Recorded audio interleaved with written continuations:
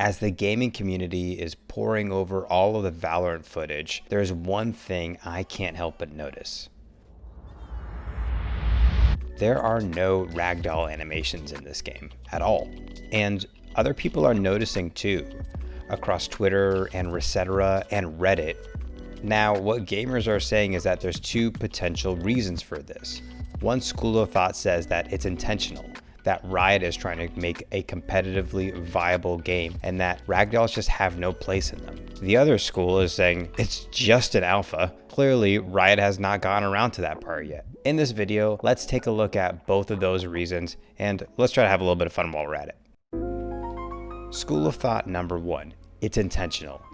Riot's goal is to create a perfect, competitive, tactical shooter. And so predictable death animations support this. We already know that the character Sage can res with her ultimate, and we know that she needs a line of sight in order to do this. So if you have characters who are bouncing all over the place when they die, you might have inconsistencies with getting line of sight with those characters to get the res off. In addition to that, canned death animations let you know exactly when someone goes down. There is never going to be an awkward moment where you have to wonder if you really secured the kill or not. But the most important point is not when you secure the kill, it's where. When you shoot somebody with a canned death animation, they're going to go down right on the spot where you kill them. And that can be critical for a game like Valorant. I wanted to get a better handle on this topic and I wanted to have a little bit of fun too. So I went back to some games that a lot of people had been talking about when they talked about the death animations for Valorant. The first one that had come up a lot was Fortnite. Now, to my understanding, Fortnite is the only contemporary and competitive shooter that has no ragdoll effects. So I booted up the game and I started playing. I had never played Fortnite before, but I did know one thing from watching other streamers, and it's that the shotgun is really, really good. So the first thing I did was grabbed a shotgun, tried to get some kills, and I booted up the replay feature to look back at these animations. And duh, they're not ragdoll, but they're not quite the same as Valorant. Something I noticed is that it appears that they evaporate before the animation even completes. And in Valorant, the bodies need to stay put right where they are. So if you're playing Fortnite and the animation is awkward, or maybe the body's in a weird position, it doesn't really matter because the body just disappears almost instantaneously. But in Valorant, if somebody goes down and maybe they clip to a wall, it's gonna look weird. So that's something that Riot needs to consider when they're working on their game too. This is random, but let's put how we feel about Fortnite to the side for a second. And I just want to say that the replay feature in that game is incredible. So Riot, please, we don't know if there's a replay feature or not, but if there isn't, please add it. And then for some laughs, I booted up CS 1.6 and I jumped in a pub.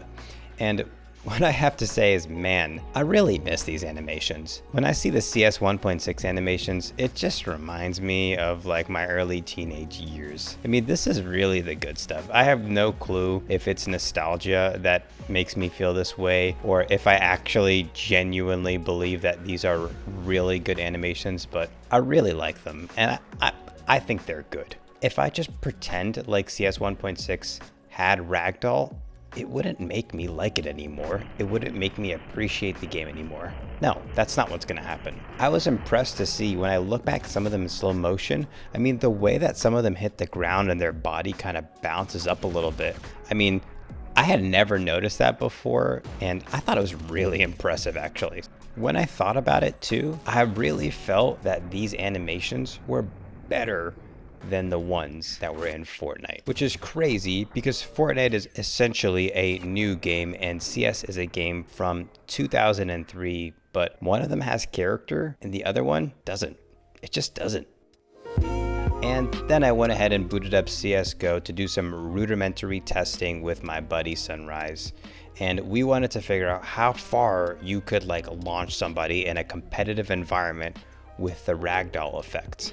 We tested this with and without armor, and we found that it didn't really make a difference whether or not you had armor in terms of the distance that you flew when you were killed. We also tested this with body shots and headshots, and we found that that makes a huge difference. When you hit somebody with a body shot, they just instantly collapse. Nothing surprising here. But when you hit a headshot, it knocks the enemies back with a considerable amount of force, actually. It feels like when you hit that headshot is just taking the head and slamming it to the ground at a 45-degree angle. Now, sometimes this doesn't really make a big difference. They only get knocked back like 1 or 2 meters. But let's say an enemy is standing at the top of a staircase and you shoot them right in the head. I mean, they will fall all the way down that. Think about how that could translate into Valorant if they added ragdoll animations. Let's say you're playing as Sage and you have a teammate that falls down a full flight of stairs because he or she was killed, and that blocks line of sight for you. Now, if you wanted to res that teammate, you'd have to put yourself in another place of danger to get the res off, where you really shouldn't have had to do that to begin with. This could be how Riot is thinking when they're designing their game. They're not trying to make it as flashy as possible. They're not trying to make the visuals as incredible as possible. They're just trying to do it within reason while maintaining that competitive balance. We also tested grenades to see what would happen. Now, a lot of us remember in CSGO just like flying across the map when we get hit by a grenade, but the effects were really mixed, actually. Sometimes a grenade would cause one of us to go flying a considerable distance, about 4 or 5 meters. And sometimes it felt like the grenade would really gimp us and stop us right in our tracks. It was really confusing, and it also felt super inconsistent. Here's another point for Riot. They're trying to create consistency in their game. And if anyone knows anything about ragdolls, it's that they're inconsistent. They might fall over one way when you shoot them, and when you shoot them the exact same way, they'll fall over a completely different way. And again, in a game where line of sight can matter, having that happen can really ruin games. Any viable competitive tactical shooter wants to completely remove randomness from their game. And that's what ragdolls are. They're random.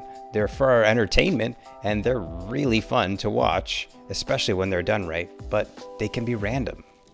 And then you have the unintentional school of thought, which is basically just a really simple argument, and that's that the game's just still in alpha. There's no need to freak out. We'd prefer if there were ragdolls, and we believe that there are going to be ragdolls eventually. My personal thoughts, after playing some of that old school CS 1.6 and some Fortnite, I still had a good time playing those games, especially CS 1.6. I think that if there aren't ragdolls, I'm totally fine with that. That does not bother me at all. But I have gotta say, hitting those headshots in CSGO and watching those characters just fly back right into the ground, it's satisfying. I like it. So if Riot added them, I wouldn't complain. Hey everyone, thanks so much for watching. Please like or dislike and subscribe. It actually helps. I'm new to this, as you can probably tell. So your feedback actually means something to me. Like, I read every single one and I try to respond to it. So go ahead and leave that. Peace and love, everybody.